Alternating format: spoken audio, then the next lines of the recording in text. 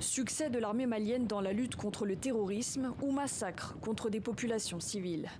Plus d'une semaine après la mort de près de 300 personnes à Moura dans le centre du Mali, toujours pas d'images disponibles et toujours autant de questions.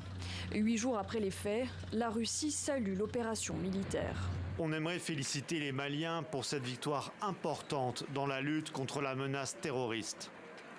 L'opération, aux circonstances très floues, aurait duré plusieurs jours dans un village considéré par les autorités maliennes comme l'un des fiefs de groupes islamistes.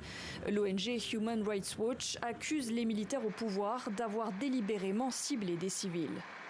Les témoins décrivent à la fois les soldats étrangers qu'ils disent être russes, ainsi que l'armée malienne, comme s'engageant dans les exécutions sommaires de jusqu'à 300 personnes.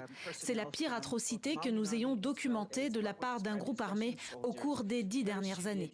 Selon ces accusations, les forces maliennes auraient été appuyées par des paramilitaires du groupe privé russe Wagner, connu pour ses méthodes controversées et radicales.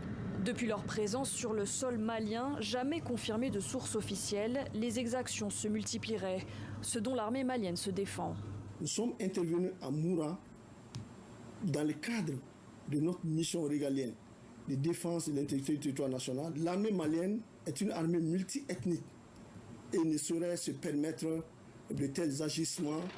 Depuis le départ des troupes françaises de la force Barkhane sous la pression de la junte, le pays se tourne de plus en plus vers la Russie, notamment en matière de coopération militaire. Il y a une dizaine de jours, de nouvelles armes ont été livrées à Bamako, dont plusieurs hélicoptères de combat et des radars dernière génération.